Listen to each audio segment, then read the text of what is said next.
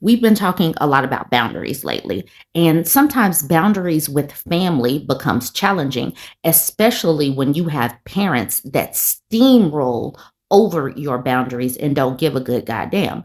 Boundaries and holidays and family, woof, that's an explosive mix.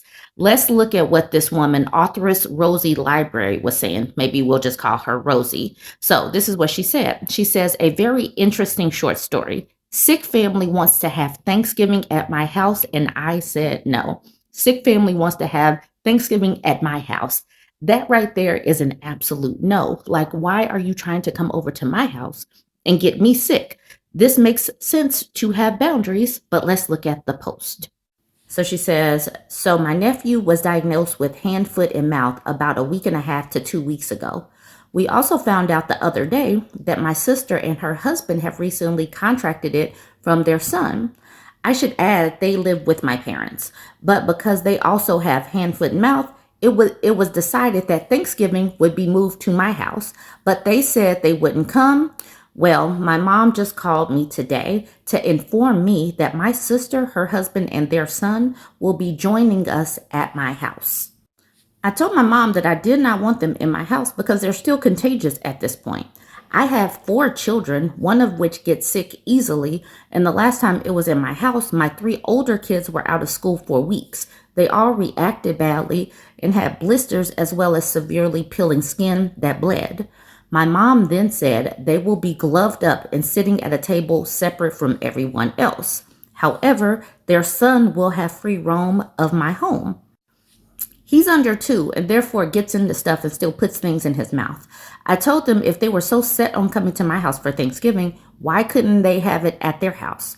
My mom said, because then they would have to sanitize everything. I said it was unfair they weren't willing to sanitize their house to make it to where people could come over, but they wanted to come to my house and infect my household.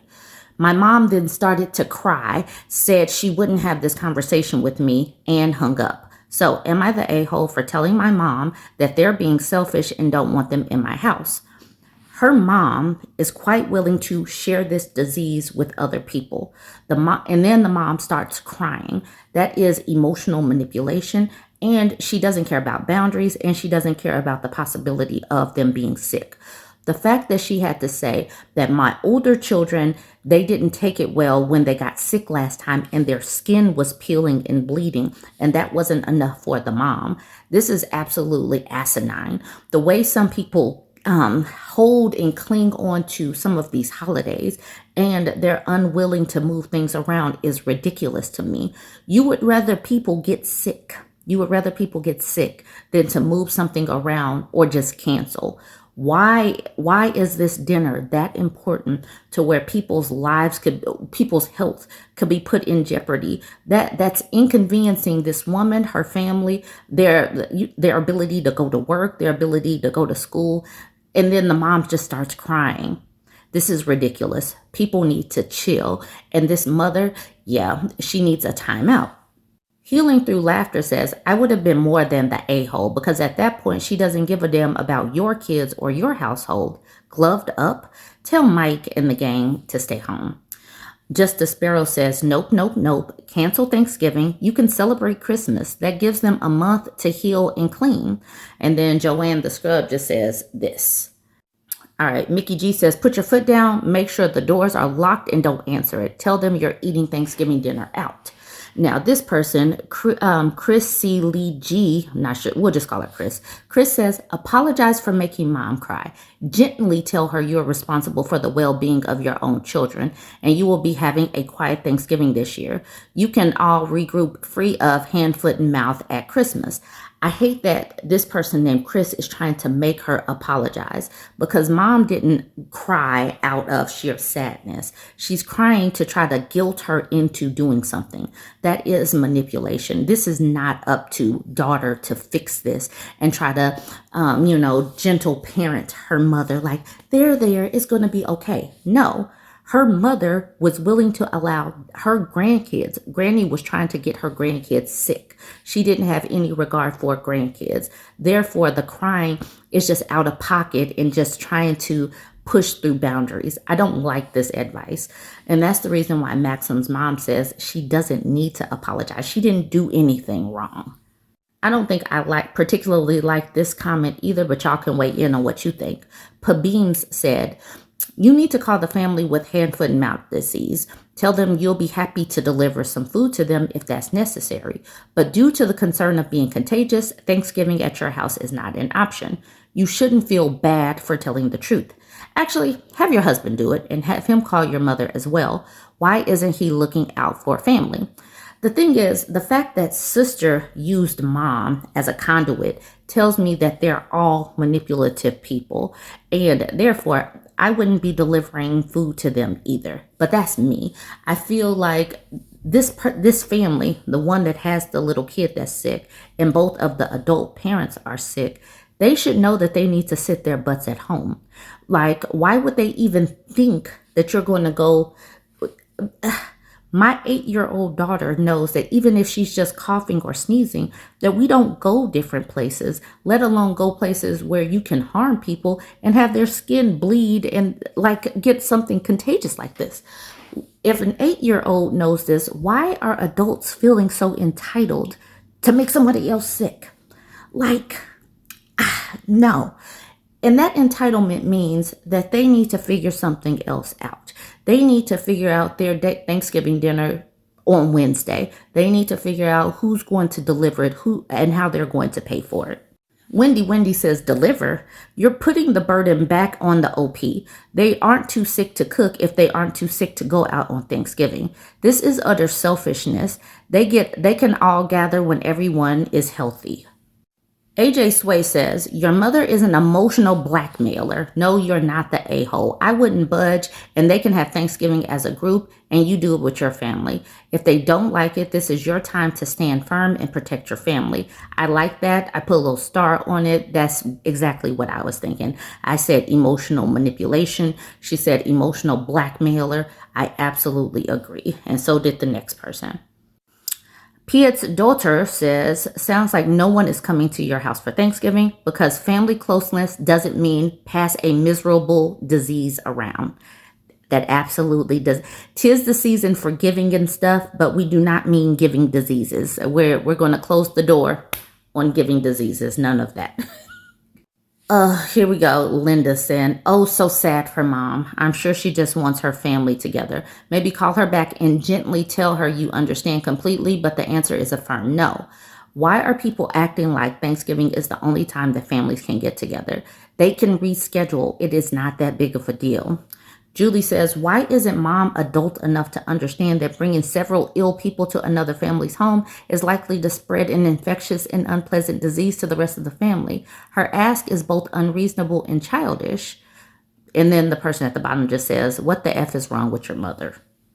Olivia just says, F no, lock the doors and don't let any of them in your house. Nobody is being an a-hole by protecting their family. Lori says, lock the doors, make me laugh. Charmaine says, your kids and your health come first. Let your mom cry. Your sick sister, husband, and child are at her house. Who's going to pay your mortgage and take care of you when your whole household is sick?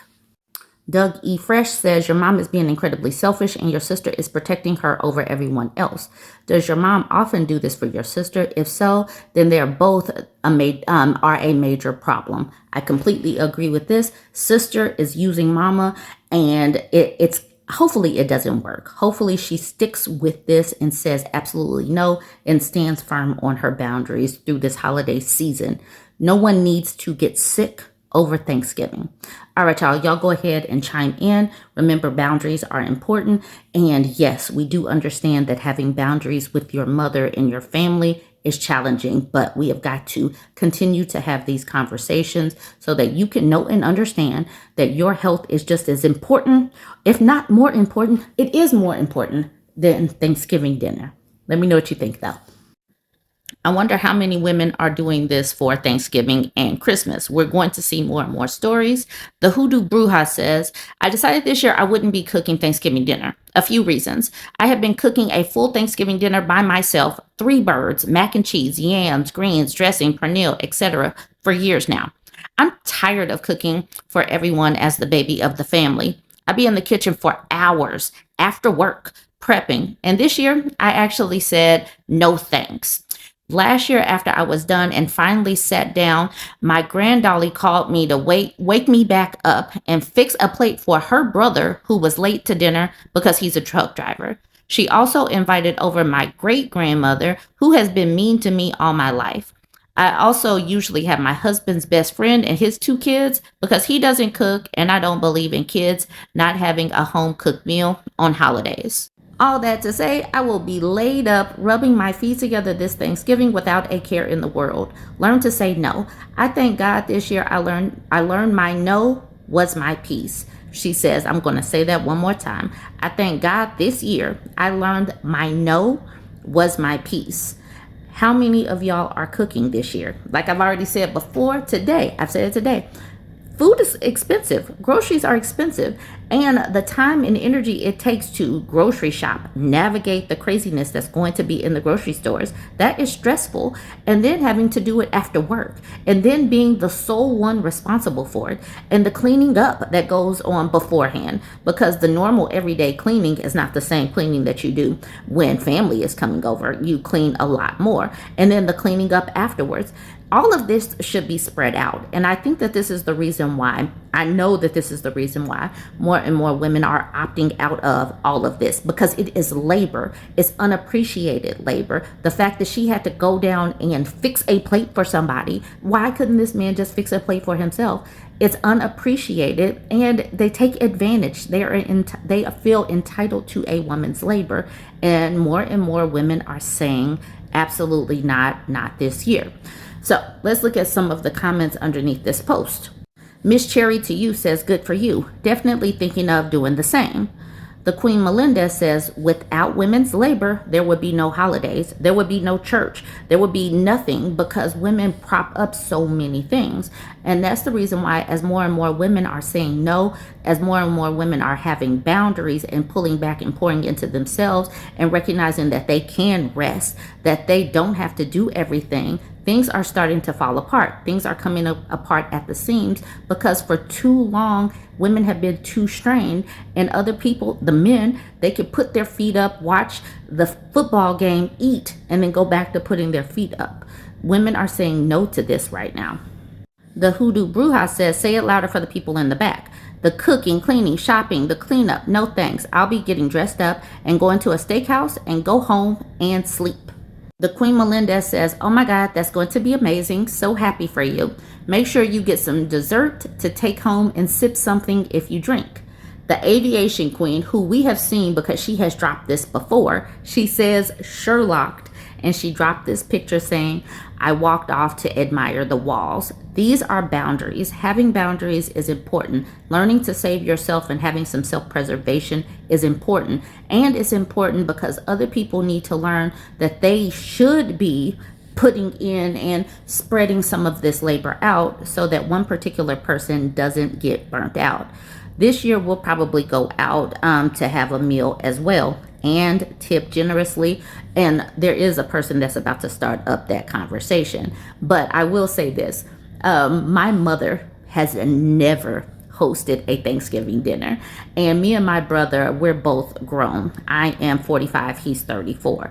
And my grandmother has passed. And the only thing my mother would do, she would take one singular dish. And that has always been the thing.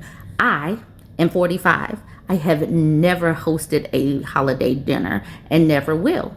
I just won't do it. I will take things, but I'm not doing all that because that's a lot of labor. And I really do wonder how many people of my generation and younger are saying, no, we're not doing any of that. I did not ever feel the pressure because my mom was never pressured at all. My mother never felt the pressure. So what about y'all? Do y'all feel any of this pressure? Are y'all seeing that the holiday traditions are shifting because the women are opting out of doing or just not doing any of this? This is what I wanted to get to from Stormy Storms. She says, please don't go out on Thanksgiving. If you don't like being made to wait on others, please don't support businesses that hold their employees hostage on holidays. Whenever I've had a customer ask why I'm at work on a holiday, I answer truthfully, because you are here. Yes, some people would rather be working than with our families, but a lot of people's bosses see customers coming in on holidays as an indication that a workforce must also come in. Thank you for listening. And to that, I say, as a person who doesn't really care about holidays, there are some people that really do expect to bank in that money on holidays. So I don't like this, because if people are at work, they know that they are getting double time. They know that they're probably going to get get some fluffed up tips, because it is the holidays and people sometimes are in a giving mood. So I don't like the way she's coming at this. Kind of sounds like concern trolling to me. And then she continues, I normally don't comment on stuff, but I love your account, and this seems like such a blind spot, especially since you just spelled out how hard it is to serve others and ignore yourself on a holiday. I guess if you can find out if the steakhouse is running with people who volunteer to work on the holiday is one thing, but I'd be surprised if that was the case. For me, that sounds like you're doing too much, or that the comparisons aren't even the same, because the things that go into creating a holiday experience at someone's home is so different than someone going in to work their shift at work. So I don't believe that these are the same, but y'all could go ahead and weigh in. I'll end it with her comment back to her. She says, I tip generously and I'm not an a-hole to wait staff. This is my first holiday going out anywhere, but I'm going to have a steak and have good conversation with the waiter, tip them, and go home. I'm going to end it there. What do you think about this whole situation? Do you believe in going out? Are you cooking? What are your thoughts about the holidays, how expensive it is, women pulling back and having boundaries? Chime in and let me know what you think. This woman says, my boyfriend calls it radical honesty, but it feels like public humiliation. And she posted this in the Two Hot Takes subreddit. So she's 26, boyfriend is 27. So she says, I have been with my boyfriend for a year and some change. When we started dating, he told me his friend group is brutally honest. And I thought that just meant they roast each other a lot. Nope. Apparently they have this rule where if someone complains about their partner, that partner is fair game for group feedback. I did not fully understand what that meant until last weekend. We were at a hangout and his friend casually said, so did you ever fix that thing where you cry every time a plan changes? Everyone laughed and then started listing stuff that they think I should work on, like, you apologize too much. It is kind of manipulative. You act shy, but actually you like control. You talk about your job too much. It is boring for the rest of us. All delivered like they're doing me a favor. My boyfriend just sat there nodding and occasionally adding examples. I felt like I was in some live Yelp review of my personality. When I got upset later, he said I was being dramatic and that I should be grateful they care enough to be real with me. Is this actually some healthy communication thing that my thin skin can't handle? Or is this a circle of people who enjoy tearing other people apart and slapping a self-help label on it? This is nothing but bullying. This is group bullying, and it's an invasion of privacy. Why is your boyfriend going around and having these group discussions about you with their friends? And like this unsolicited help. They're sitting up here telling her things that she needs to change about herself. This is unsolicited advice, and they just bombarded her. I did make a comment on this one. I'm like, this is a hot mess. This is group bullying. Yikes. I really hope that she sees that this is not right. Why would they think that this is okay? No, you're not thin-skinned. You didn't go to a group meetup or to hang out just to have people come in and critique you and tear you apart. You didn't sign up for that. You didn't ask for any feedback on your personality and everything. But now also, this woman sees very clearly how her boyfriend sees her and interprets her and talks about her to his friends. This is not healthy. This is not a safe relationship. She can't be vulnerable with her boyfriend, and she knows that now. This past weekend says that he is not a safe space for her. Exciting Male says, not radical honesty. This is public shaming. He's prioritizing his friends over your feelings, and that's a red flag. Spicy Pixling says, yep, that's the thing that stood out to me too. Radical honesty doesn't mean let's all roast my partner. Him sitting there passively basically gives them permission, which says a lot about where his loyalty lies. Pastel Dreamin' says putting friends above OP's feelings like that is definitely a big red flag. Screen No says totally. Friends' opinions shouldn't come before your feelings in a relationship. No Confection says exactly. Your feelings should come first, not their feedback session. Sweet Reckless says it's a big red flag to prioritize his friends over his partner's feelings. Anna Mar says this kind of thing is legitimately behavior that's been used by cults. It smacks of the game from Synanon.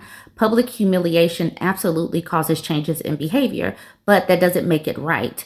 I wouldn't tolerate people who believe that's the way to go. Ready Conflict says, sounds like he can be single again after only a year and some change. I could list all the red flags, but really, OP, this boils down to your boyfriend being a little boy. Sweet Reckless says, the boyfriend is acting immature and unreasonable. Moro Vela says, that's not radical honesty. That's a group hobby of disrespect. If he's okay watching you get torn apart for sport, he's already told you exactly where you rank in your life.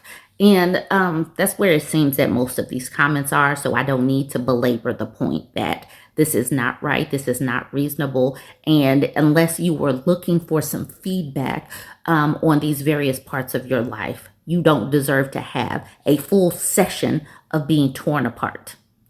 What is this even going to do except make you feel bad about yourself, and you come across as like this unreasonable person for being dramatic about getting torn apart in public? Y'all, you let me know what you think. Join the conversation. Don't forget to like, comment, and share. This sounds like this relationship is over. Husband drained half from joint account after an argument.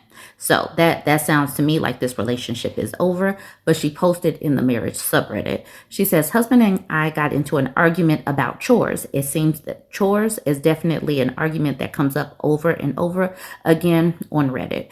She says, I do all the household related things, cooking, cleaning, and all I ask is for him to take out the trash and do laundry. Laundry is the bane of my existence. He complained that he works long hours. We both have desk jobs, and he now has to commute to the office versus me working from home. I wasn't feeling well, and he had to cook dinner the other night. He got so upset and started an argument, and then I noticed he took half of all our money out of the joint account. He's arguing it's majority his because he earns 3 times more than me.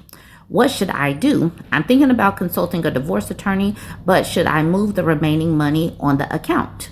She got sick. She couldn't cook. She asked him to step in and do that part.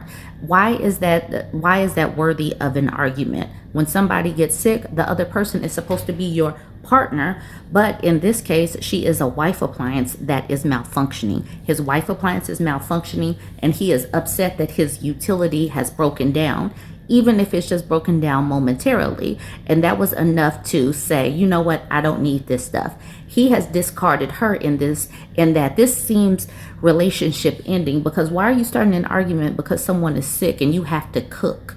Cooking is something that should not just be on one person anyway. I get that people have roles, but sometimes another person has to swoop in and help out with those particular roles, even if you don't cook, even if you just get some food. I know everybody doesn't want to cook. I get it. I hate cooking. I hate laundry, but you do things and you still just get someone fed. You get the clothes cleaned regardless. You do things just because the household needs to run. You don't start an argument and drain half the account. Like, how do you jump from A to B like that?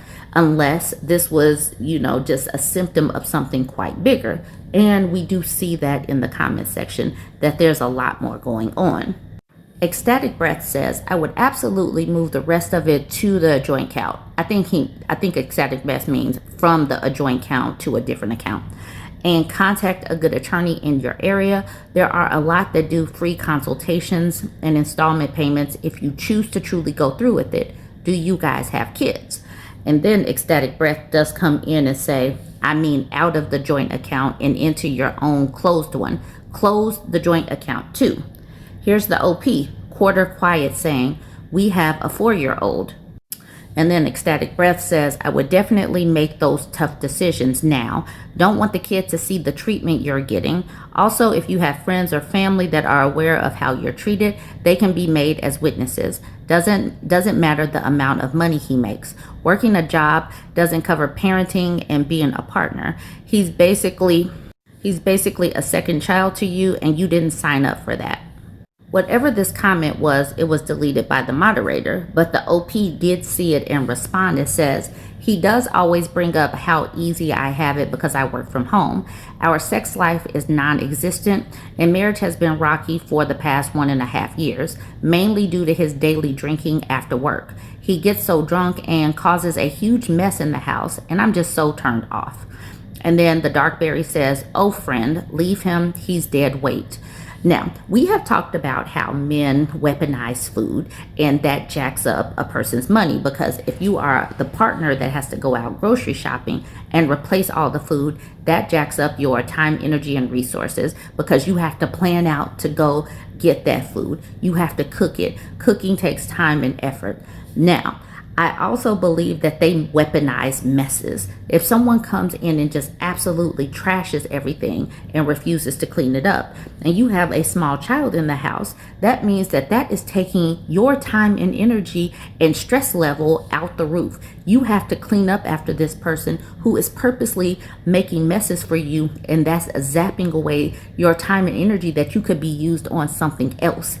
That is also a weaponization and a control tactic. I don't know if that's a thing that's already talked about enough, but that is absolutely another way that men weaponize your time and energy. Lime Immediate needed to put some of the onus on her. Lime Immediate says, you too sound very immature. Him for draining your joint money, and you for immediately jumping to divorce. Have you two thought about going to couples therapy to learn better ways of communicating your needs to each other? Why do people assume that women are not doing their part in communicating? Regardless, the OP does come in and say, it's been building for a while. I've asked for couples therapy for years, but he refuses. The fact that they would think that women are not doing this, that they're like, she just automatically, he drained the account and then she just jumped straight. She did not just jump straight. There has to have been some kind of pattern or other things happening. Vampire Bumby says, 3 times the income or not. Pulling half of the joint account over a chore argument when you were sick is a massive red flag. Talk to a lawyer and secure the rest now. Northern Possibility says, he could be planning something bigger, a big purchase, separation, investment, and use the bickering as an opportunity to create a big fight as an excuse to pull the money. Be cautious. Calico Sky says, that's financial abuse. Consult an attorney before you do anything with the money. Cautionary Snail says, I disagree. Immediately pull the money into a new account. Do not touch it. Have traceability for every cent and document that with the attorney. He's going to be back for the other half. I completely agree with that. She's entitled to half of it. So she just needs to take it and put it over there. So because, when they do split up, they're both entitled to half of the marital assets. So she needs to do it because he's not going to be considerate of her. Obviously, he's not even considerate enough to cook when she's feeling sick.